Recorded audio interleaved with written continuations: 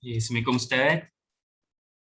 Salam. Salam. Kita dah boleh mulakan Ustaz untuk program InsyaAllah. pada pagi ini. Alhamdulillah. Terima kasih. Bismillahirrahmanirrahim. Assalamualaikum Ustaz. Assalamualaikum warahmatullahi wabarakatuh. Kita dah boleh mulakan Ustaz untuk InsyaAllah. pada pagi ini. Alhamdulillah. Terima kasih. Bismillahirrahmanirrahim.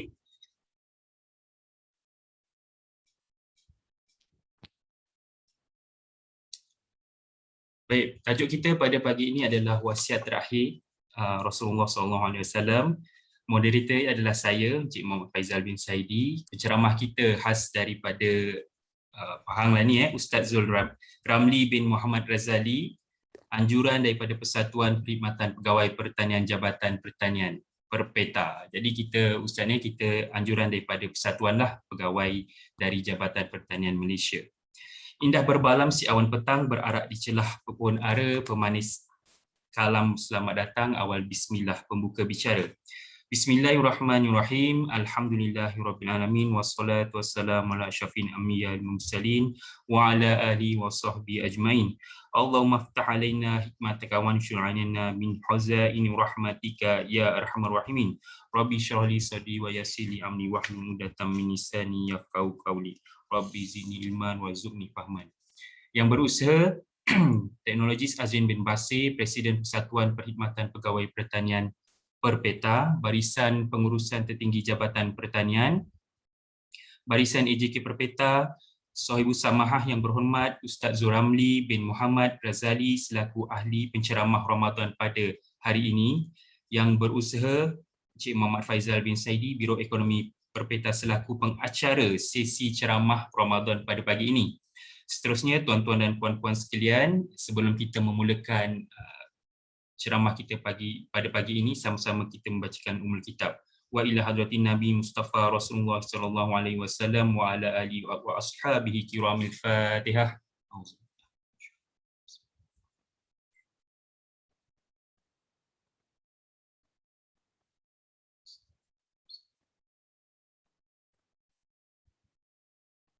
Amin, amin ya rabbal alamin. Bersyukur kita kepada Ilahi kerana masih lagi diberi pernafasan, kesihatan dan kekuatan sepanjang Ramadan pada tahun ini, diberi kehidupan untuk kita menambah keimanan, ketakwaan kita kepada Allah Subhanahu Wa Taala. Alhamdulillah dapat kita bertemu lagi secara maya di dalam program ceramah sempena bulan Ramadan bagi tahun 1443 Hijrah bersamaan 2022. Anjuran bersama Persatuan Perkhidmatan Pegawai Pertanian Jabatan Pertanian Perpeta pada tanggal 20 April 2022 bersamaan 18 Ramadan 1443 Hijrah. Alhamdulillah Ustaz, kita menuju juga ke 10 hari terakhir Ramadan ya. Sayang kumbang mencari makan terbang seiring di tepi kali, selamat datang kami ucapkan moga diiring restu ilahi. Mengucapkan selamat datang kepada tuan-tuan dan puan-puan, muslimin muslimat kerana sudi hadir secara maya ceramah pada pagi ini yang akan mengupas tajuk wasiat terakhir Rasulullah sallallahu alaihi wasallam. Saya akan menerangkan sedikit perjalanan ceramah pada pagi ini, di mana program ini akan berlanjutan selama 1 jam 30 minit untuk maklumat Ustaz. Sekiranya terdapat kesempatan, waktu kita akan buka soalan Ustaz kepada tetamu-tetamu ayam maya kita berkaitan dengan tajuk kita pada hari ini. Program hari ini juga bersiar langsung di Facebook rasmi kami, iaitu Facebook Persatuan Perkhidmatan Pegawai Pertanian, dan boleh tekan butang suka dan kongsi bagi sama-sama kita sebarkan kebaikan ini, insya-Allah. Sidang penonton keluarga besar Tani, semoga pagi ini ceria dan bersemangat dalam membuka tirai majlis ilmu kita pada pagi ini. Semoga perbincangan kita berkonsepkan wasiat terakhir Rasulullah sallallahu alaihi wasallam menjadi satu perkara yang menarik dan impak yang baik dalam kehidupan kita. Baik, sebelum kita meneruskan ceramah daripada Ustaz Zuramli, sedikit saya akan membaca biodata beliau. Jadi nama diberi Zul Ramli bin Muhammad Razali, dilahirkan di Jerantu Pahang. Betul Ustaz? Orang Pahang Ustaz? Dan mendapat pendidikan akhir di University of Islamic Studies Karachi, Pakistan dalam bidang akidah dan dakwah, dan merupakan seorang master coach dalam bidang NLP, master training dalam program motivasi bagi badan kerajaan dan korporat, sebagai memegang amanah sebagai penasihat Usrah Fitrah untuk artis dan penggiat seni, founder of HASA, dan juga Presiden Pertubuhan Ilmuwan Sunni Malaysia ISM sejak tahun 2016. Dan banyak juga pengalaman-pengalaman luas daripada Ustaz, program dakwah dan ceramah agama seluruh Malaysia, Singapura dan juga Brunei.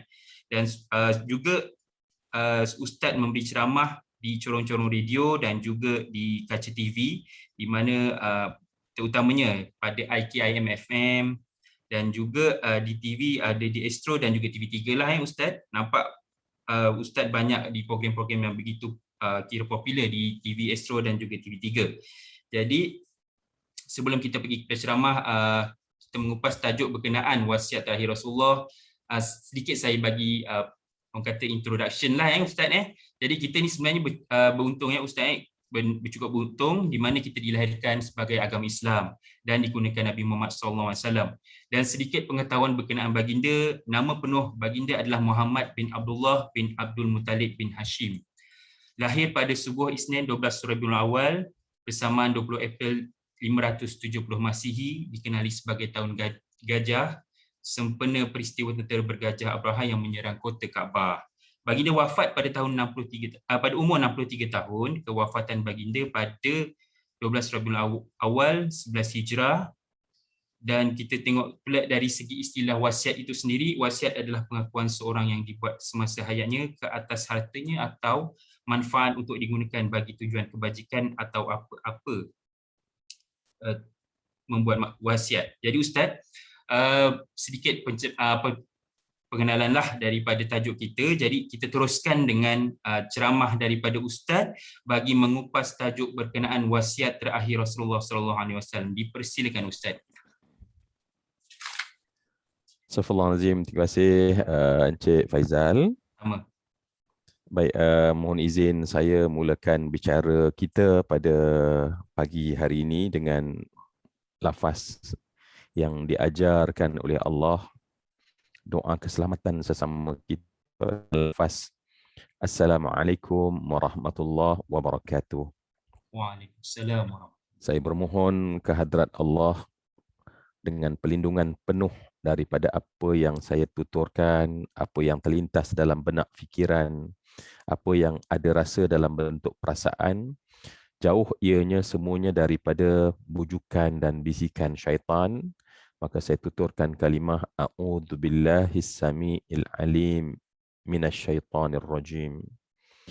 Saya mohon ya Allah, kurnialah buat saya dan semua rakan-rakan yang bersama dalam platform ini pertolongan daripadamu buat kami dengan kurniaan limpah kurnia berkat yang banyak buat kami. Maka saya mulakan selepas ta'awuz adalah Bismillahirrahmanirrahim.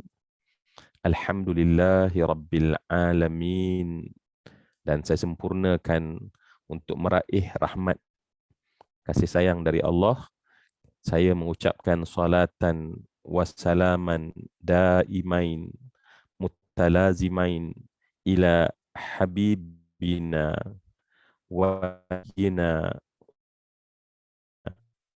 maulana Muhammadin wa ala alihi wa sahbihi ajma'in wa ba'd. Terima kasih sekali lagi kepada Encik Faiz perbincangan kita, majlis ilmu kita pada pagi hari ini. Izin saya juga untuk memberikan penghormatan kepada yang berusaha teknologi Azrin bin Basir, Presiden Persatuan Perkhidmatan Pegawai Pertanian PETA, barisan pengurusan tertinggi Jabatan Pertanian yang bersama dengan kita, barisan kuasa Perpeta, seterusnya tuan-tuan dan puan-puan yang saya hormati yang bersama dalam program kita pada pagi hari ini. Pertama sekali, Nabi sebut dalam hadis, "Man lam yashkurin nas, lam yashkurillah." Dalam hadis riwayat Imam Ahmad, kata Nabi, orang yang tidak tahu untuk berterima kasih kepada manusia, itulah manusia yang tak pandai bersyukur pada Allah. Saya ucapkan jutaan terima kasih terlebih dahulu kepada pihak penganjur kerana memberikan kepercayaan kepada saya, seorang hamba Allah yang fakir dan dhaif ini, untuk dapat bersama dengan rakan-rakan saya di pertanian, di Kementerian Pertanian. Semoga ruang ini dapat saya manfaatkan sebaik mungkin. Yang pertama pastinya adalah untuk merapatkan ukhuwah Islamiah sesama kita. Allah tautkan hati kita dengan ikatan kasih sayang yang sebenar. Kita terutama sekali yang hidup di akhir zaman ini amat susah untuk melakukan kebaikan.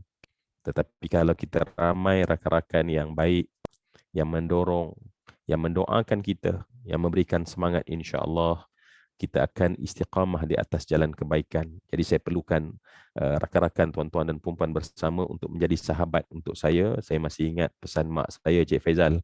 Dikata, carilah kawan walaupun 1000, kerana 1000 itu sedikit. Janganlah cari musuh walaupun seorang, kerana seorang itu ramai. Jadi semoga insya-Allah pertemuan sama kita. Apabila kita ini menjadi sesuatu yang sangat Allah, kerana ada dalam taman syurga. Kalimah taman syurga ataupun Raudatul Jannah adalah istilah yang diberikan oleh Rasulullah untuk menyedarkan kepada kita betapa positifnya ruang waktu yang kita ada saat ini.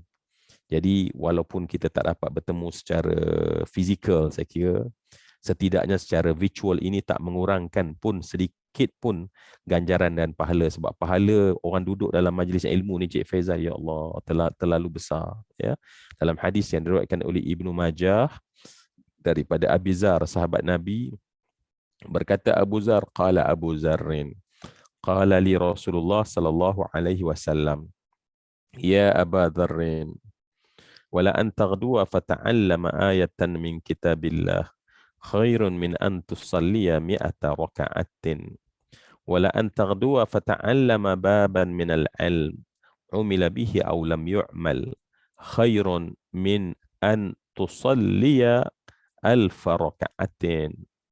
Dalam hadis ini, Masya Allah, saya kira memberi motivasi yang sangat padu kepada kita semua. Nabi menyebutkan bahawa, wahai Abu Zar, engkau duduk dalam satu majlis, lantas engkau mempelajari satu ayat Allah, maka itu sebenarnya bagimu lebih baik daripada engkau bangun mengerjakan solat sunat sebanyak 100 rakaat. Dan Abu Zar, engkau mempelajari satu bab daripada ilmu. Nanti sama ada kamu beramal dengannya atau kamu tidak beramal dengannya. Bagimu lebih baik daripada engkau mengerjakan solat sunat 1000 rakaat.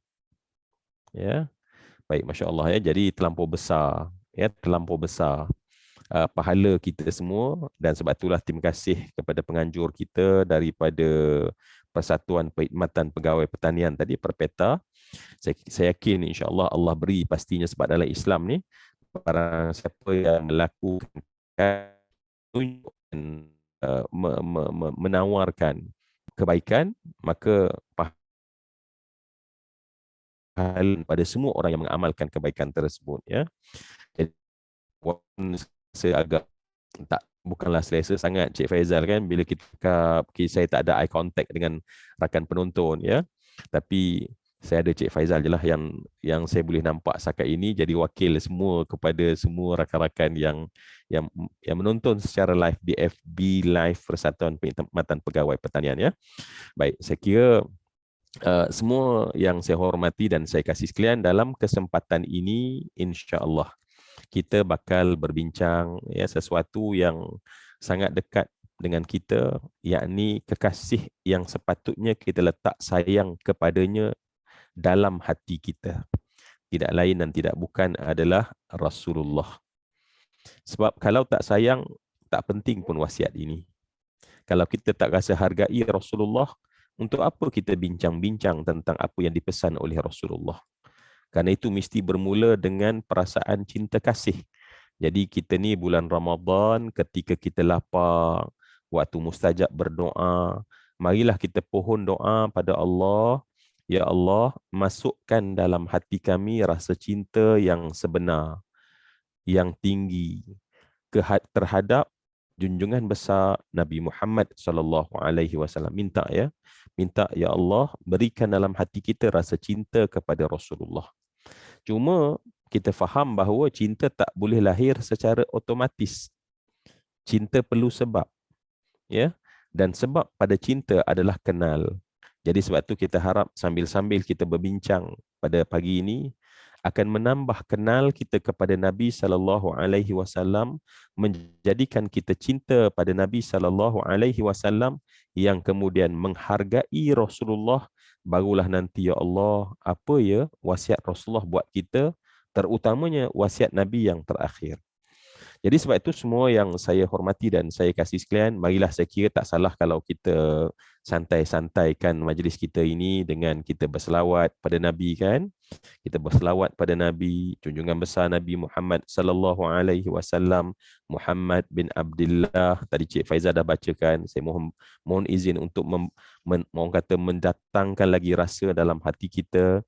Kita baca Nabi Muhammad itu namanya adalah Muhammad bin Abdullah bin Abdul Muttalib bin Hashim bin Abdi Manaf bin Qusay bin Kilab bin Murrah bin Ka'ab bin Lu'ay bin Ghalib bin Fihir bin Malik bin Nadar bin Kinanah bin Khuzaimah bin Mudrikah bin Ilyas bin Mudar bin Nizar bin Ma'ad bin Adnan bin Udad bin Tirah bin Muqawwim bin Ya'rub bin Yashjub bin Nabit bin Ismail bin Ibrahim bin Tarah bin Nahur bin Saruh bin Raghu bin Falikh bin Aibar bin Shalih bin Irfahshat bin Sam bin Nuh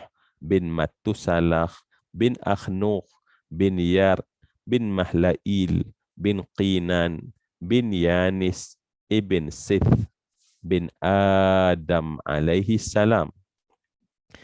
Nabi SAW yang kita kena terlebih dahulu mencintainya.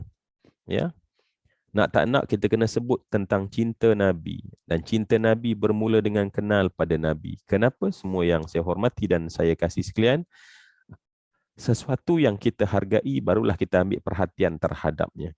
Satu benda yang kita tak sayang kerana tak kenal, maka kita akan anggap perkataan pesanan siapa-siapa sahaja. Sebab setiap manusia memberikan pesanan-pesanan mereka. Pemimpin-pemimpin memberi pesanan kepada anak buah dia. Ayah-ayah memberi pesanan pada anak-anaknya. Mak-mak memberi pesanan. Tetapi dalam banyak-banyak pesanan itu, tentulah apabila kita letakkan cinta tinggi pada Nabi, ya, sebab cinta sayang ini memang kita dah, memang secara agama, secara fitrah, minta letakkan sayang kepada Nabi. Sehingga Nabi SAW menyebutkan dalam hadis, Masya Allah ya, kalau kita tengok hadis ini, kalau saya cuba mengingat dia punya riwayatnya daripada Abi Abdurrahman Abdullah Nabi, daripada Imamul Bukhari, ya, meriwayatkan hadis ini daripada Musaddad, daripada Yahya ibn Sa'id, daripada Husain Muallim, daripada Qatadah, daripada Anas ibn Malik ibn Zaid ibn Nadar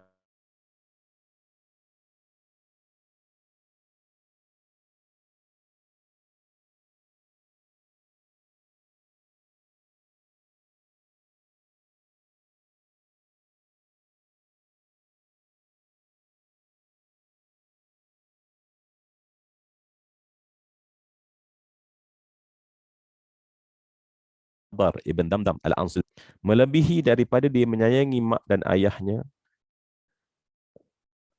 melebihi daripada ia menyayangi anak-anaknya atau mana-mana manusia yang lain. Okey.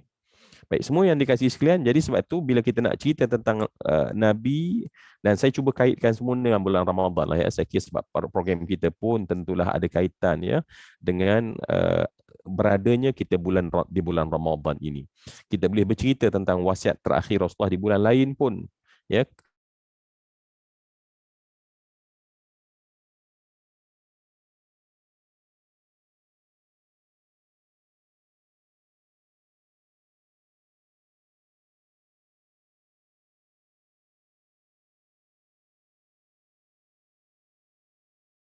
Dalam perbincangan kita ini, bukan sekadar kita nak bercakap, oh inilah wasiat terakhir Rasulullah sallallahu alaihi wasallam. Baik, suka semua yang dikasih sekalian tadi ya, sebab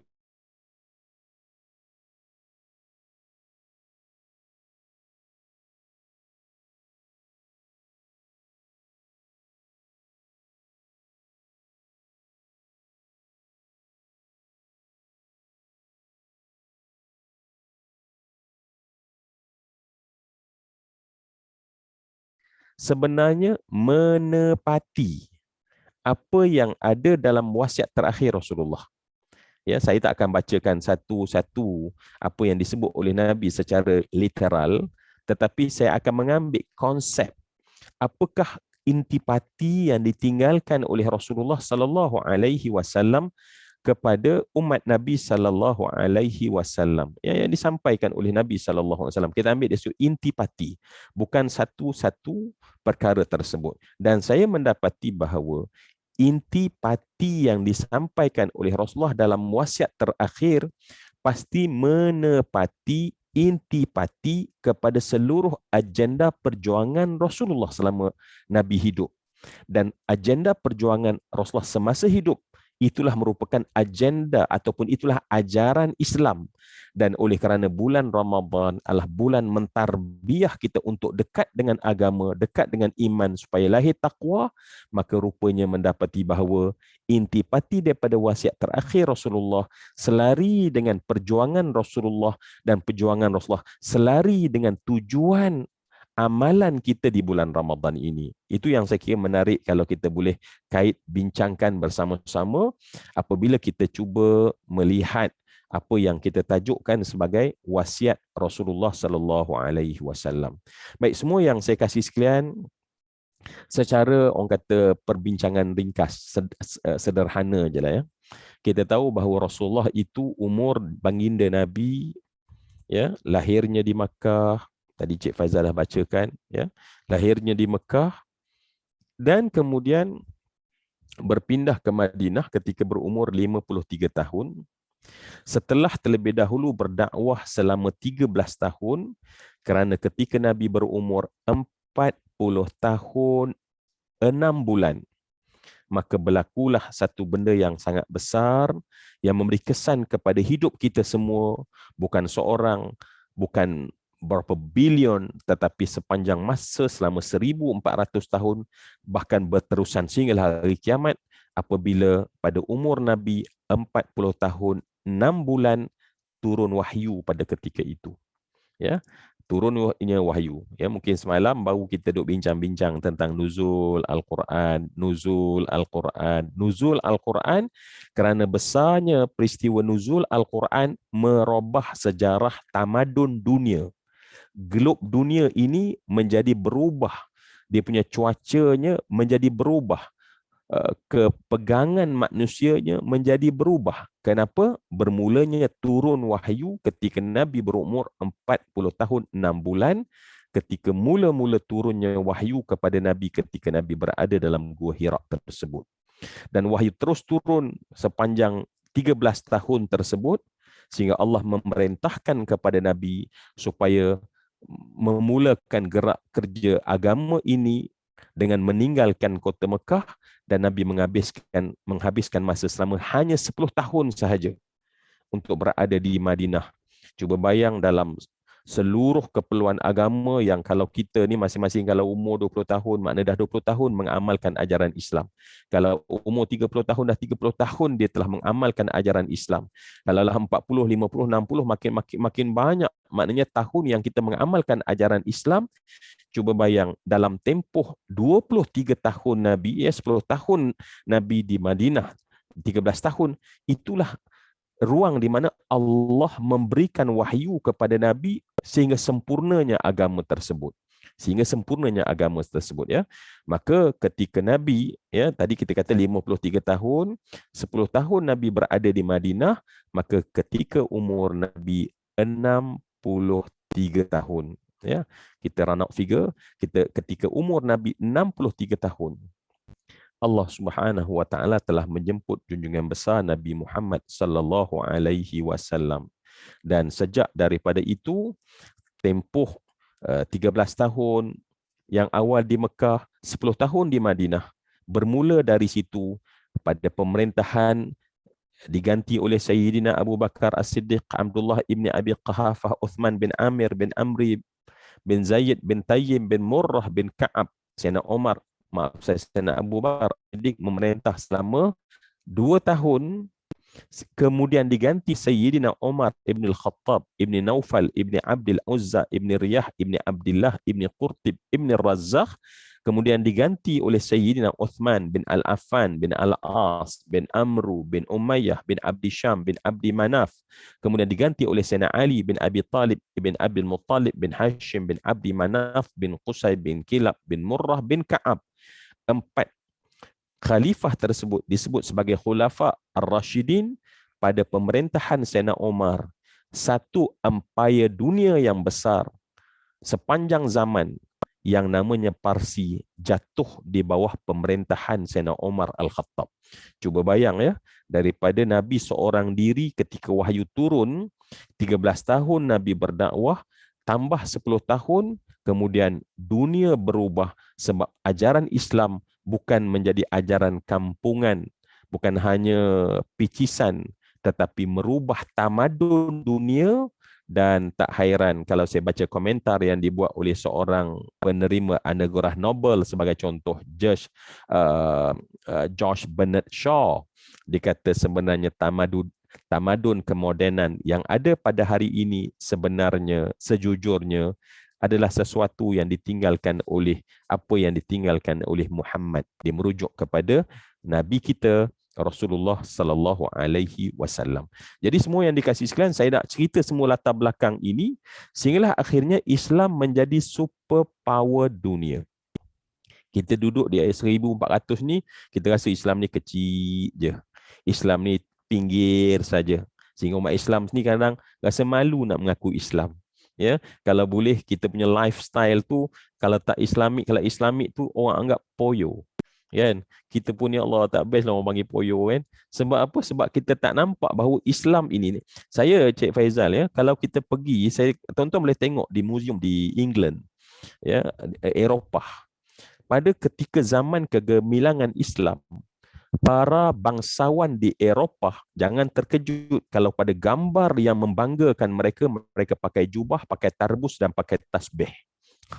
Bukan orang Islam tu, tapi itulah symbol of status. Maknanya symbol of status kalau pakai macam tu gengsi, you macam terror lah ya. Jadi nak ceritanya, tetapi kemudian ketika Islam dijatuhkan oleh Barat dan kemudian mereka pijak ke bawah, buang sejarah, delete semua sejarah dalam minda umat Islam, sehingga umat Islam tak tahu bahawa wow, Islam ini hebat. Jadi sebab tu saya katakan bahawa kenapa saya perlu relatekan ini, supaya kita faham bahawa wasiat Nabi dia bukan wasiat bisikan seorang ayah yang hanya nak anak dia jadi baik, tetapi wasiat Nabi sama dengan perjuangan Nabi sama dengan ketinggian Islam, ya'lu wa la yu'la alaih. Maknanya kalau kita boleh berpegang dengan wasiat ini, seperti kata Imam Malik, la yasluhu akhiru hadhil ummah illa saluha bihi awaluha. Ya, orang kemudian tak akan boleh jadi cemerlang melainkan mereka mengambil bagaimana belajar kecemerlangan orang-orang terdahulu kan. Jadi sebab tu semua yang saya hormati dan saya kasih sekalian, kita kena melihat dimensi ajaran Rasulullah itu dengan lebih luas. Ingat, sehingga dikatakan bahawa 2/3 daripada dunia ini ditakluki oleh orang Islam pada ketika itu ya.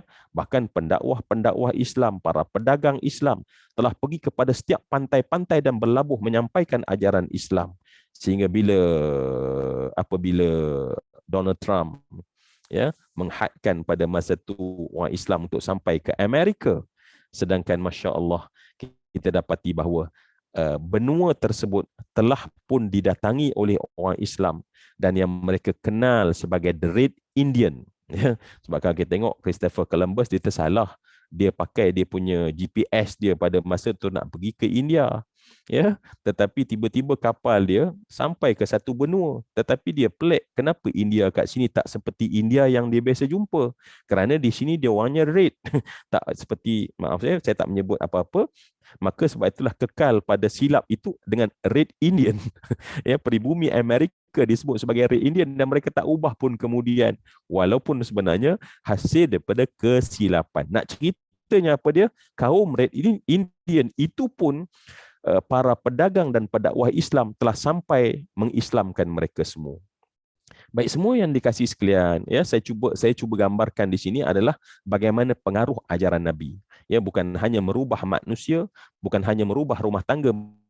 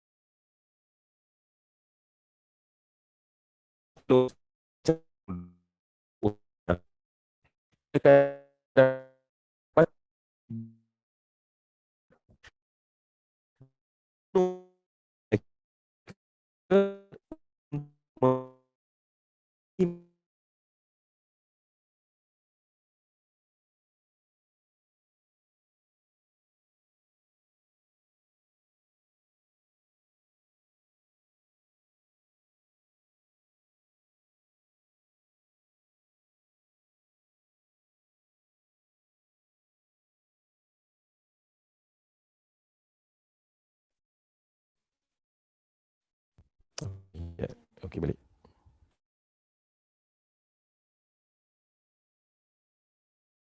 Okey. Okey ke Cik Faizal? Okey. Oh, terputus tadi ya? Okey. Moga Allah bantulah kita semua, masya-Allah ya. Baik, semua yang saya hormati dan saya kasih sekalian. Baik. Apabila kita berbincang sebentar tadi, saya cuba nak bagi tahu bahawa sebenarnya apa yang Nabi pesan, apa yang Nabi perjuang adalah satu benda yang sangat besar. Cuma ialah orang kampung kata the very unfortunately, kerana kita dijajah selama ratusan tahun oleh penjajah yang nak memadam tentang keagungan dan kehebatan Islam, dan akhirnya kita tak nampak pun kesan. Mereka merubah penemuan-penemuan yang mereka dapat daripada makmal orang Islam. Mereka bawa dan mereka namakan itu sebagai penemuan-penemuan mereka, dan mereka padam nama-nama seboleh mungkin. Ya, seboleh mungkin mereka padam. Sehingga akhirnya semua yang dikasih sekalian, apa yang berlaku adalah orang Islam sendiri kita di akhir zaman ni tak tahu pun keagungan dan kehebatan agama Islam kita. Ya, kita tak pun nampak kehebatan tersebut. Baik. Jadi kalau itu gambaran yang boleh saya nampakkan kepada kita semua yang saya kasih sekalian, maka marilah kita lihat sebenarnya apa yang ada pada wasiat terakhir Rasulullah. Ya, apa yang ada pada wasiat terakhir. Wasiat dalam bahasa Arab, bahasa Melayunya adalah pesanan. Ya, kita sebenarnya wasiat ini kita biasa dengar orang kata tausiah ya. Bagilah tausiah. Sebenarnya tausiah itulah wasiat. Ya, cuma dalam bila sebut wasiat, dia adalah biasanya merujuk kepada pengakhiran umur seseorang. Ya, kita boleh berwasiat setiap hari ya. Saya nak berwasiat kepada kalian, usikum bitaqwallah. Kalau kita dengar khutbah Jumaat kan, Cik Faizal, kita akan dengar usikum wa iyaya bitaqwallah faqad fazal muttaqun. Dia sebenarnya aku berwasiat kepada kalian untuk bertakwa kepada Allah dengan sebenar-benar takwa, contoh. Jadi wasiat ni adalah apa pesanan yang ditinggalkan oleh Rasulullah. Baik, apabila kita sebut perkataan terakhir Rasulullah, sebenarnya ulama membahagikan dan mengkategorikan erti terakhir. Ya, tadi saya dah sebutkan tadi umur Nabi ialah 63 tahun.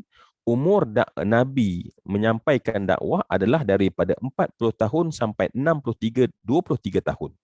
Baik, dalam fasa umur Nabi tersebut ada fasa yang disebut sebagai fasa terakhir Rasulullah.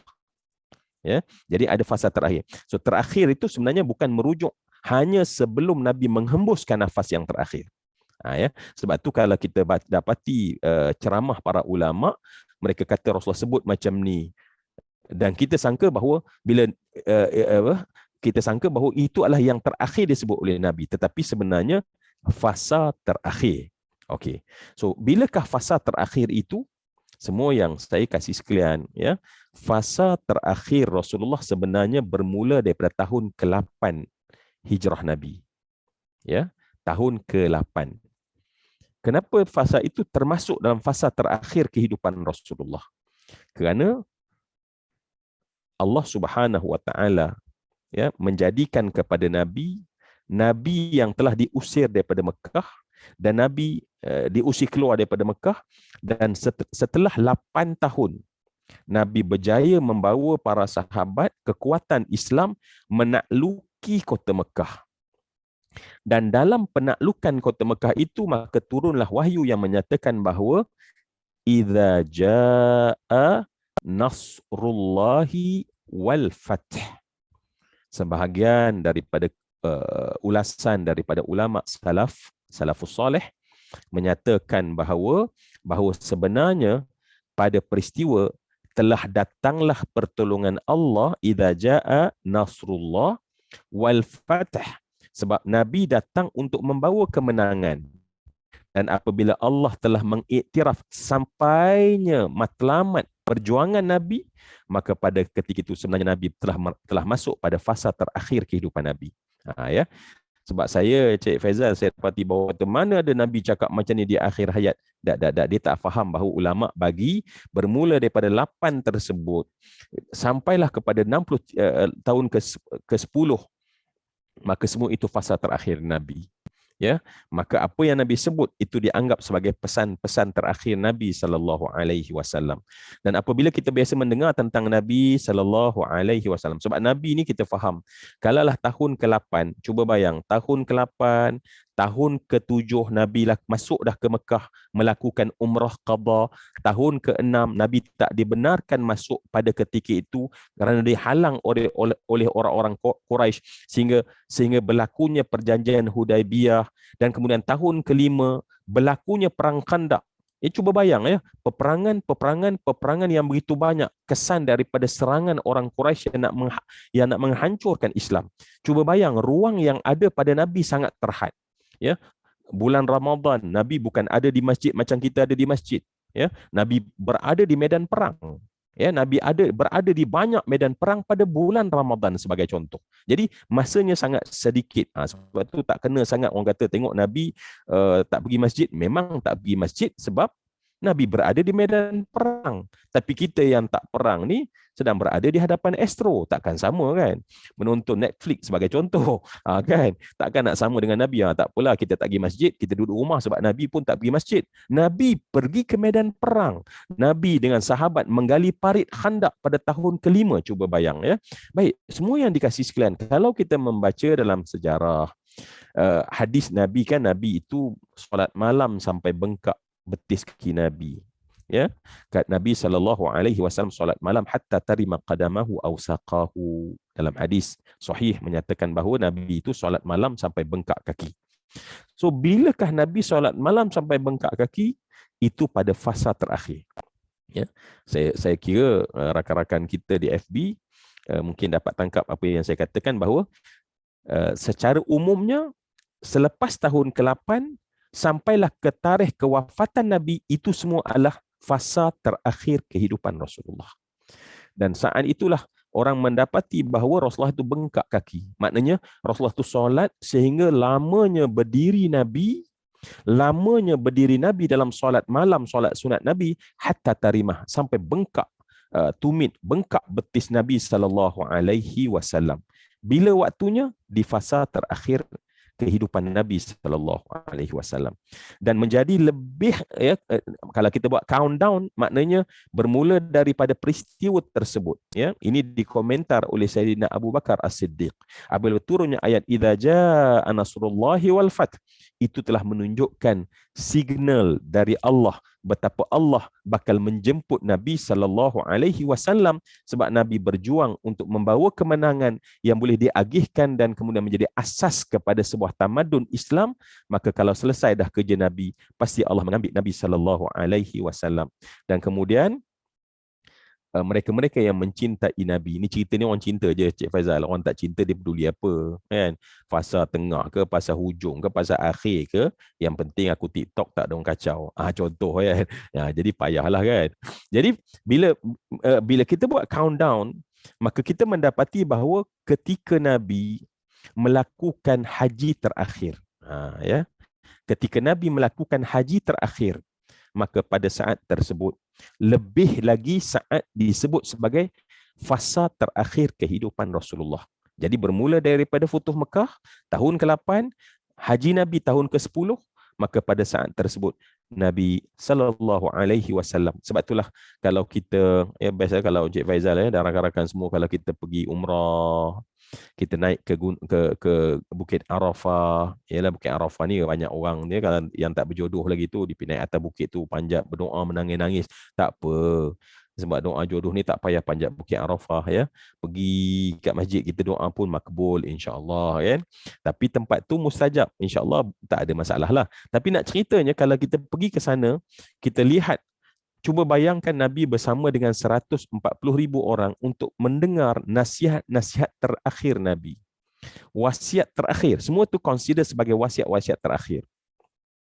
Dan di situlah yang ada yang terkenal sebagai khutbah wada'. Ya, kita dengar khutbah wada'.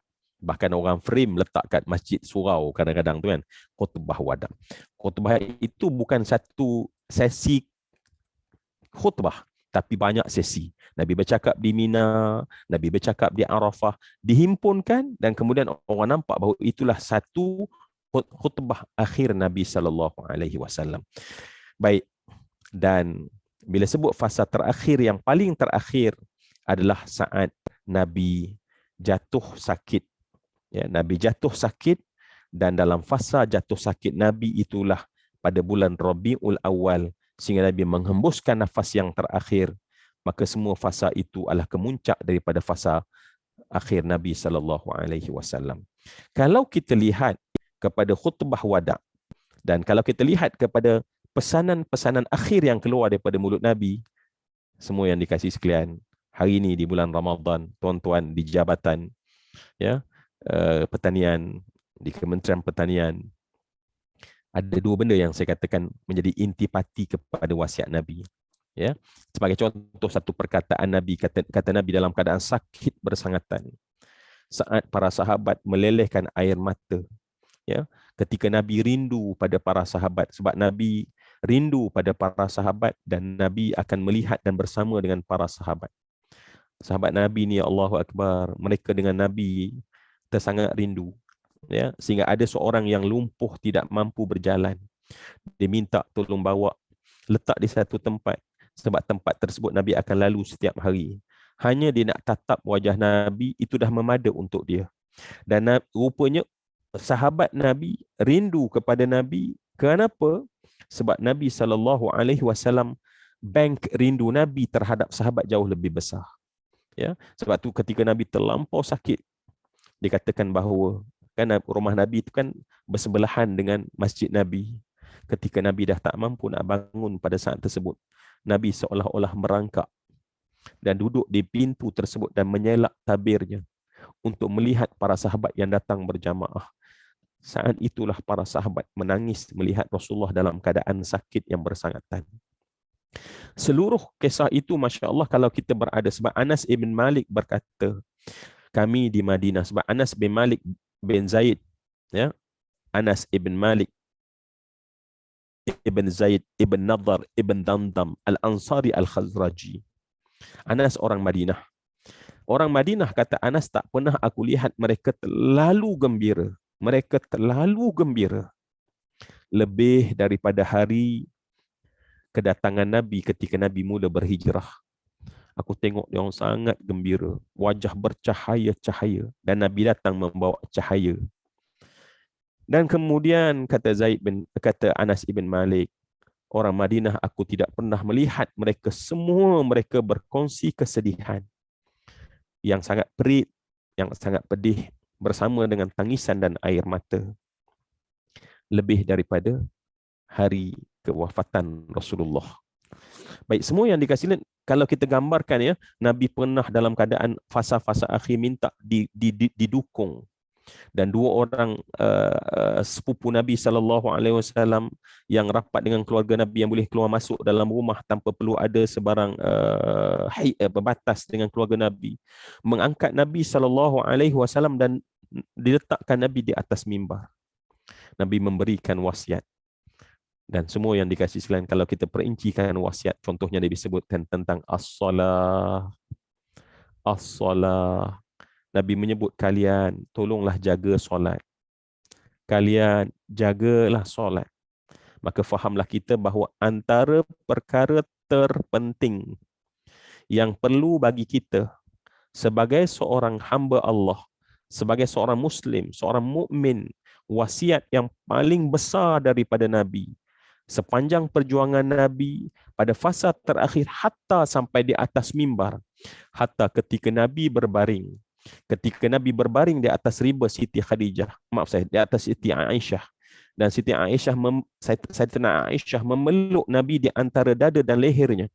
Dan ketika itu Nabi menyebut kalimah as-salah, as-salah. Nabi seolah-olah bercakap ke seluruh telinga umat Nabi, jagalah solat, jagalah solat, jagalah solat.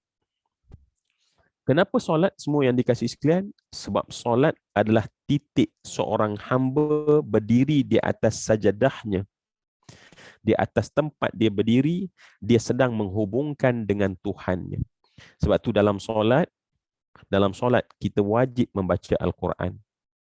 Dan yang kita baca adalah ibu Al-Quran. Kerana kita tak boleh berpisah dengan Al-Quran. Umat ini menjadi mulia kerana Al-Quran. Seminima yang kita baca ketika kita solat, tak ada orang, ya. Tetapi kalau kita puasa, mungkin kita tak baca Quran sebab Quran tu sunat saja baca. Mungkin kalau kita berzikir, kalau kita iktikaf, kita sunat je baca Quran. Tetapi bila kita solat, kita wajib baca Quran.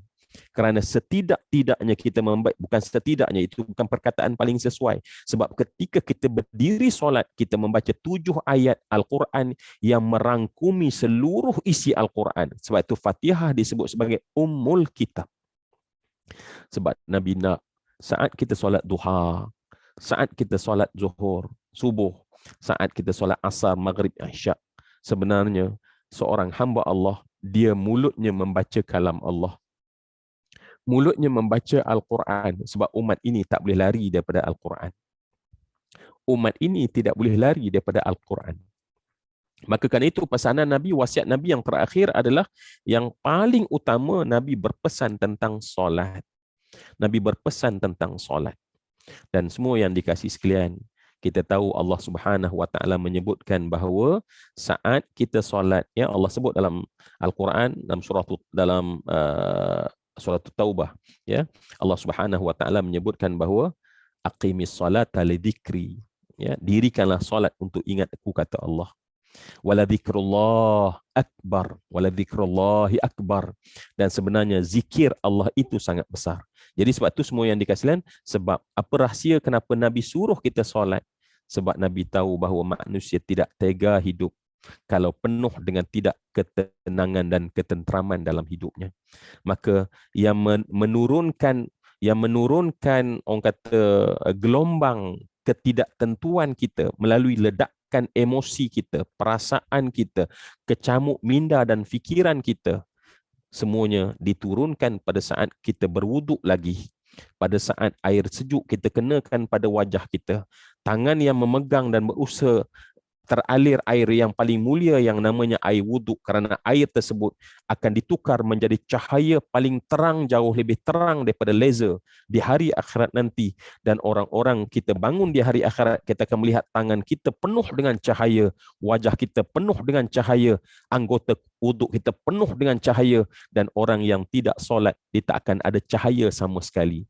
Dan bermula daripada wuduk tersebut, dan kita berdiri, semua yang saya hormati dan saya kasih sekalian, Allahu Akbar, saat kita mengangkat takbir Allahu Akbar, pada saat tersebut kita sebenarnya menjumpai ketenangan dan puncak ketenangan. Sebab tu dalam syair menyebutkan bahawa man arada mu'nisan fallahu yakfi wa man arada hujjatan fal qur'anu yakfi wa man arada al-ghina fal qana'atu takfi wa man arada wa'idan fal mautu yakfi wa man lam yakfihi min kulli hadha fannaru takfi. Barang siapa nakkan sesuatu yang boleh jinakkan hatinya, Allah cukup untuknya. Cuba bayang kita Allahu Akbar. Rukuk kita sebut Subhana Rabbiyal Azimi wa bihamdih. Dalam sujud kita sebut paling dekat kita dengan lantai, kita sebut Subhana Rabbiyal A'la wa bihamdih. Ketika itu semua kita nak ingat pada Allah, maka semua yang dikasih sekalian ingat kepada Allah memberi benda asas dalam hidup. Ya, orang kata benda asas dalam hidup, kita tengok Maslow punya hierarki itu kan, kita belajar tentang keperluan basic needs of life ataupun apa yang diperlukan oleh manusia dalam hierarki Maslow. Maka kita tengok bawah sekali ialah makan, minum, pakai, tempat tinggal contohnya kan. Sebenarnya ada yang lebih diperlukan oleh manusia untuk hidup. Apa dia? Ketenangan dalam kehidupan. Ya, kita takkan rasa best hidup makanan yang kita makan kalau kita tidak menjumpai ketenangan. Dan ketenangan itu hanya ada pada nama Allah dan saat kita solat. Sebab tu Nabi pesan as-salah, as-salah.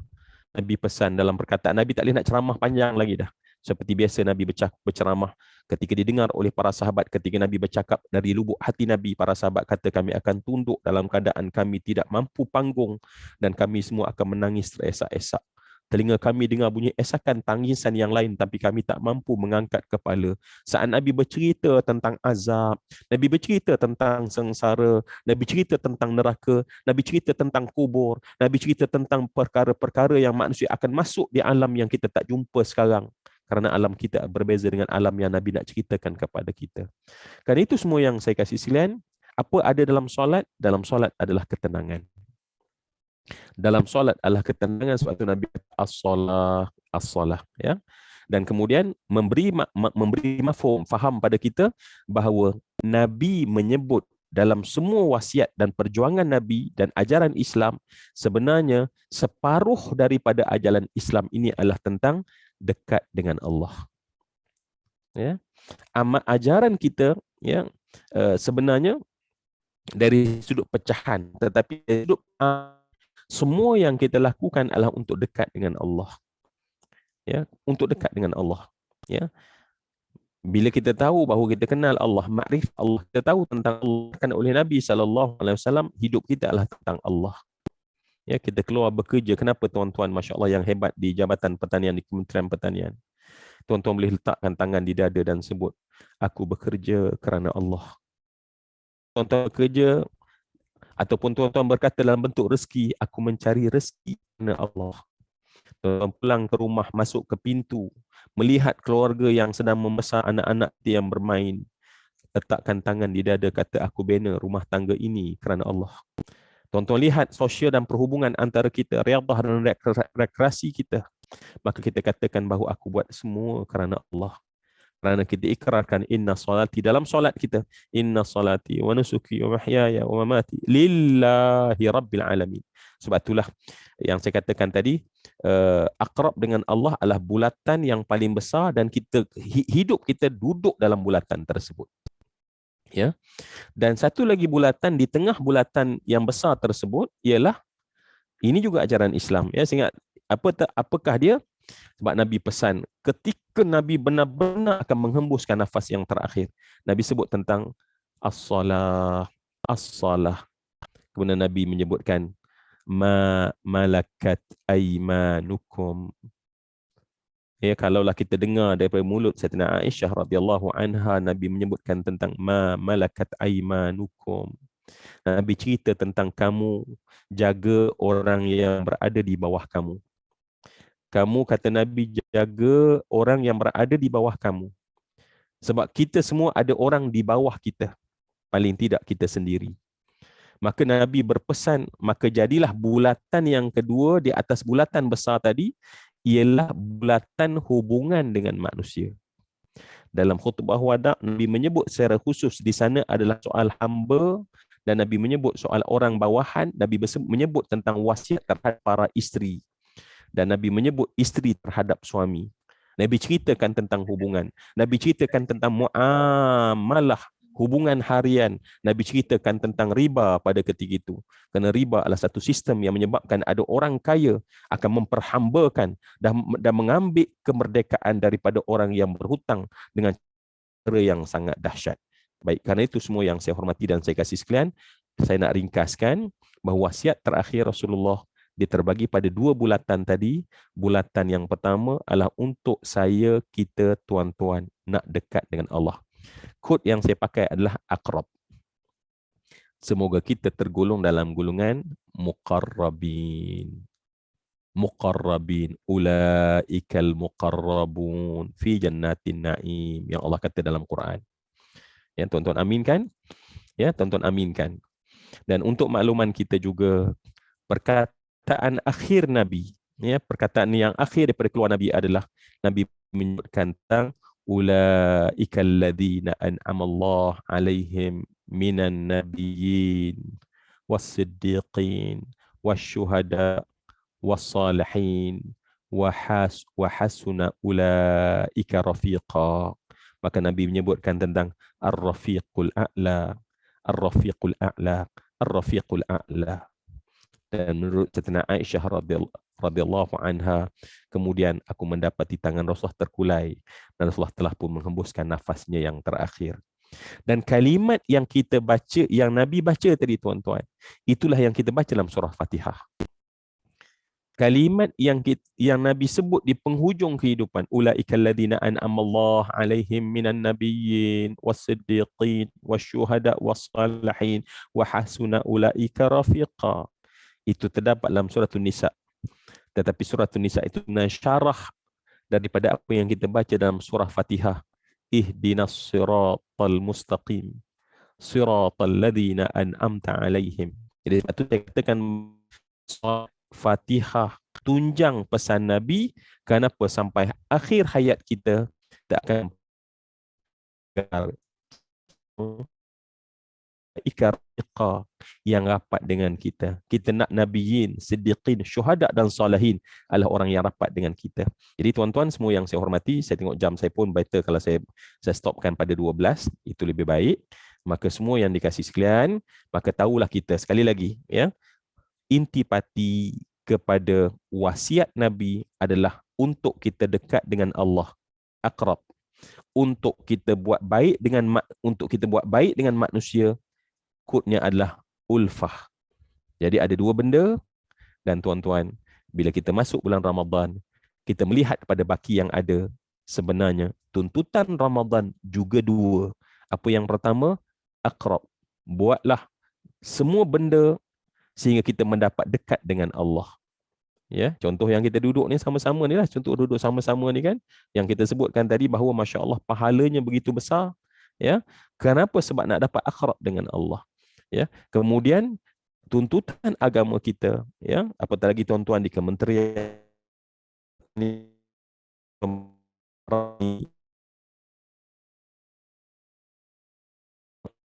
golongan falah yang disebut sebagai orang kaya, golongan al-falah itu diambil daripada konsep petani yang bermula daripada zero sehingga mendapat hasil. Maka Allah letakkan bahawa kejayaan dalam konteks agama mesti adalah mula ikhtiar, rancang, ikhtiar, usaha sampailah mencapai hasil. Maka sebab itu tak disebut faiz tetapi disebut al-falah. Hayya 'alal falah. Maknanya merujuk kepada kemenangan yang mesti bermula daripada proses sampai kepada hasil. Semua yang saya hormati dan saya kasih sekalian, inilah dia yang kita kena buat di bulan Ramadan. Aqrab, ulfah. Sebab ulfah ni maknanya kita baik dengan manusia. Sedikit muhasabah, marilah kita baik dengan mak ayah kita lebih baik. Marilah kita makin lebih tunduk pada mak ayah kita dengan lebih baik. Marilah kita lebih tunduk pada suami kita dengan lebih baik. Marilah kita rapat dengan isteri kita dengan lebih baik. Marilah kita rapat dengan anak kita dengan lebih baik di bulan Ramadan. Marilah kita dalam tim kita di Jabatan Pertanian ini lebih rapat di bulan Ramadan. Kerana itu tuntutan bulatan yang sebenar. Saya mungkin nak serah balik kepada Encik Faizal. Nabi menyebut dalam hadis yang diriwayatkan oleh Imam At-Tabarani dalam Mu'jamnya, ya, kata Nabi SAW, al-mu'min ya'laf wa yu'laf wala khaira fi man la ya'laf wala yu'laf. Kata Nabi SAW, saya habiskan hadis tu, ya, al-mu'min ya'laf wa yu'laf wala khaira fi man la ya'laf wala yu'raf wala yu'laf wa khairun nas anfa'uhum linnas. Kata Nabi SAW, orang beriman itu adalah mesra. Jadi kementerian lepas ni kena buat sempena Ramadan ini kena buat ulfah. Sebab kata Nabi, orang beriman, ya, dia bukan sekadar akrab tetapi ulfah, bergerak serentak dalam bulatan yang tak lepas. Baik. Maka kata Nabi, orang beriman itu adalah mesra, dan dia mesra dengan orang dan orang mudah mesra dengan dia. InsyaAllah. Dan kemudian kata Nabi, tidak ada kebaikan orang yang tak mesra dan dia payah orang nak mesra. Dia nak mesra dengan orang pun tak, orang datang kat dia pun tak juga. Nabi kata tak ada kebaikan. Jadi tuan-tuan, saya bercakap ini di bulan Ramadan, kita bercakap di bulan yang penuh berkat. Kita nak menjadi orang beriman, orang beriman ciri-cirinya adalah mesra dan mudah dimesrai, dan tidak ada kebaikan orang yang tidak mesra dan tidak mudah dimesrai. Dan tuan-tuan yang berada di kementerian, di Jabatan Pertanian, adalah benda paling asas yang sangat penting, pahala yang sangat besar. Maka Nabi sebut khairun nas, manusia terbaik adalah manusia yang baik manusia lain. Dan kita tahu bahawa dalam manusia perlukan kepada makan sebagai tuntutan utama kehidupan untuk dimelangsungkan kehidupan, dan banyak itu datang daripada Kementerian Pertanian kita, kan. Jadi saya yakin apa usaha kita sepanjang Ramadan ini digandakan oleh Allah, sebab kita banyak memberi manfaat kepada hamba-hamba Allah yang lain. Hasil daripada perancangan, hasil daripada meeting, hasil daripada strategi, hasil daripada semua usaha kita, hasil daripada setiap titik peluh kita. Tuan-tuan, kadang-kadang kita fikir, kita dapat gaji kot. Allah, kita boleh mendapat gaji, Allah tetap memberi redha dia. Ya, bukan dah dapat gaji tak apalah, tak dapatlah redha Allah. Dalam konteks urusan mahya, kita boleh dapat gaji, kita boleh dapat redha. Nusuk sahaja yang memang ketika itu kita buat kerana Allah Subhanahu Wa Taala, tak boleh dapat gaji. Ya, kenapa sembahyang fardu subuh? Sebab dapat RM20 dia bagi. Tak boleh. Tetapi kalau kerja, kita boleh dapat gaji, dapat bonus, dapat apa pun. Saya doa jabatan ni insya-Allah tahun ni banyak bonus, amin ya Rabb. Amin.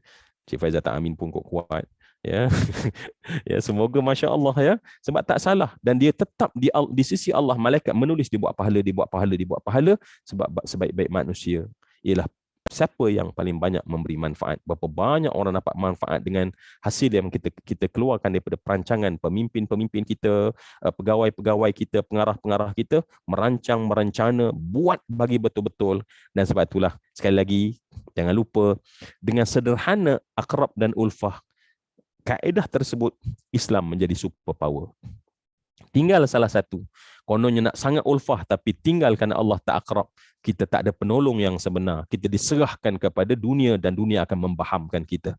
Tetapi saat akrab dan ulfah bergerak serentak dalam bulatan yang kita gambarkan tadi, insya-Allah the sky the limit. Saya sudahi dengan saya serah balik kepada Cik Faizal. Sekadar itu, Cik Faizal, saya ucapkan jutaan terima kasih, dan kemudian kepada semua yang bersama, ampun maaf sebarang kekurangan. Terima kasih, alhamdulillah. Terima kasih diucapkan kepada Ustaz Zuramli bin Muhammad Razali atas ulasan ataupun kupasan berkenaan tajuk wasiat terakhir Rasulullah SAW. Jadi Ustaz, kalau kita lihat di Facebook, rasa tak ada soalan daripada penonton alam maya. Mungkin dia terlalu terlalu menghayati apa yang disampaikan oleh Ustaz sebentar tadi. Jadi Ustaz, kita pun dah jam 12 tengah hari, alhamdulillah. Jadi kita mohon daripada rumusan lah. Mungkin Ustaz boleh buat penutup dan mungkin boleh membacakan doa penutup pada majlis pada pagi ini. Dipersilakan Ustaz. Baik semua yang saya kasih sekalian, saya kira biasanya Cik Faizal dalam NLP conclusion terbaik adalah daripada tuan-tuan dan puan-puan. Kalau saya membuat conclusion, itu adalah daripada dunia saya, pengalaman saya, ilmu saya. Dan tuan-tuan yang mendengar sebentar tadi, mungkin pengarah-pengarah yang dengar, dia dah nampak di dunia dia bagaimana apa yang kita dengar tentang wasiat Rasulullah itu boleh diaplikasi ke saya tentang solat, tentang betapa hebat Islam satu masa. Sekarang kita memegang baton tersebut. Kalau anda pemimpin, anda sedang memegang baton tersebut, anda akan ditanya sebelum anda passing kepada generasi yang berikutnya, apa yang kita telah buat. Baik, setiap tuan-tuan dan puan-puan lebih bijak berbanding saya untuk membuat conclusionnya. Maka sebab itu, yang penting adalah kita tarik nafas dan kita minta, ya Allah, ilmu dari Allah, Allah curah pada kita tengah hari ini. Ya, Allah beri dan curah ilmu kepada kita. Sebab ilmu bukan milik orang yang mengajar, bukan orang yang menyampai, tetapi ilmu adalah milik Allah yang Allah nak titiskan ke dalam hati-hati orang-orang yang Allah sayang, yang Allah nak angkat darjat dia. Jadi sebab itu saya sangat mengharap, sebenarnya tajuk wasiat terakhir Rasulullah itu sangat menarik, sangat cantik untuk kita lihat dan renung dengan begitu mendalam, dan pastinya insya-Allah yang penting sesudah daripada itu, alangkah indah apa yang kita tahu berubah menjadi tindakan seharian kehidupan kita. Zuhur kita lebih kita hayati, Ramadan kita lebih kita jaga. Tak mungkin ya Cik Faizal, kita dia tahu tentang ulfah, tapi kitalah orang yang nak mengata orang. Tak mungkin orang yang salat dalam solat, Assalamualaikum warahmatullahi kanan, Assalamualaikum ke kiri. Salam maknanya kesejahteraan. Mulut kita bagi kesejahteraan seluruh makhluk yang berada di kanan kita. Dan mulut kita Assalamualaikum di seluruh makhluk yang berada di belah kiri kita. Tapi mulut inilah juga yang mengumpat, mengata, memfitnah. Maka tak kena dengan prinsip kita sebentar tadi. Maka sebab itu saya yakin insya-Allah kita berjuang insya-Allah. Sebab tu Ramadan ni sebenarnya berjuang untuk didik. Ada saatnya kita nak, tapi rupanya masya-Allah Allah tak suka perkara tersebut. Kita tahan agar jangan kita lakukan. Terutamanya dosa terhadap manusia ya. Sebab dosa terhadap manusia ni memang payah sangat ya. Jadi akrab, ingat ulfah, aplikasikan dalam daerah dunia tuan-tuan dan puan-puan. InsyaAllah Ramadan inilah Ramadan terbaik, Ramadan yang akan membebaskan kita daripada neraka Jahannam. Semoga sedikit kesimpulan itu kita sama-sama berdoa ke hadrat Allah. Saya suka mengajak tuan-tuan, saya sebut dalam hati dan hati tuan-tuan, ya Allah, andai ada pahala daripada pertemuan kami ya Allah, apa kira ya Allah, jadikan ini hadiah buat mak dan ayah kami ya Allah. Andai ya Allah ada pahala daripada apa yang kami buat ini ya Allah, jadikanlah dia pahala yang kami boleh persembahkan kepada ayah dan ibu kami. Apatah lagi seandainya ayah dan ibu kami bukan berada di atas permukaan bumi, tetapi berada nun di bawah tanah, yang kita tahu Nabi menyebut tidak adalah jenazah saat dia dimasukkan ke dalam kubur. Seperti seorang yang tenggelam, tangannya menggapai-gapai memohon pertolongan. Kita harap amal kita, doa kita menjadi penyelamat buat ibu dan ayah kita. Dan ingat Nabi pesan, kalau kita buat selalu sebegini, kita buat mak ayah kita, nanti Allah campakkan taufik terhadap anak kita untuk buat pula pada kita. Tapi kalau sekarang kita tak peduli mak dan ayah kita, Allah akan beri benda yang sama. Allah tarik rasa sayang anak ketika kita tua. Sayang sekarang mungkin dia sayang, dia peluk, dia cembung kita sebab mereka perlukan duit kita.